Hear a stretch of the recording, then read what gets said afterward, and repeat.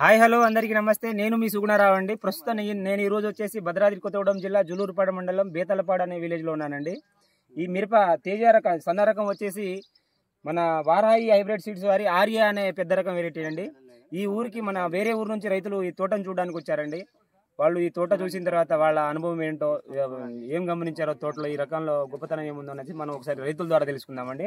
అన్న నమస్తే అన్న. నమస్తే అన్న ఏ ఊరు అన్న? మాది ఎన్టీఆర్ డిస్టిక్ గంపలగూడెం మండలం ఊరుకూరు అన్న. ఎన్టీఆర్ డిస్టిక్ గంపలగూడెం మండలం నుంచి తోట చూడడానికి వచ్చారు. ఆర్య అనే రకాన్ని, వారాహి హైబ్రిడ్ సీడ్స్ వారి ఆర్య అనే పెద్ద రకం వెరైటీని చూడడానికి వచ్చారు. ఎలా అనిపించింది అన్న ఈ వెరైటీ మీకు? చాలా బాగుందన్న. అంటే మీరు మిగతా వెరైటీతో పోల్చుకుంటే ఈ వెరైటీలో మంచి ఏం గమనించారన్న? కలర్ బాగుందన్న, ఇంకా కాపు కూడా మంచిగా సెట్ అయింది. తర్వాత నల్లికి కూడా తట్టుకుంది. బొబ్బ చెట్లు ఎక్కడ లేవు చూసినా. తోట మొత్తం తిరిగి చూసారన్న? చూసామన్న, తోట మొత్తం తిరిగి చూసారు. తోట మొత్తం ఒకేలా ఉందన్న. ఇప్పుడు ఇది వచ్చేసి 4 ఎకరాలు బిట్ అని చెప్పారు. ఒక పక్క వారాహి హైబ్రిడ్ సీడ్స్ వాళ్ళది కిరణ్ 2-3 అనే రకం ఒకటి వేసారన్నారు. అదే విధంగా ఇక్కడ ఆర్య అనే వెరైటీ. మీరు 2 రకాలు చూసారన్న?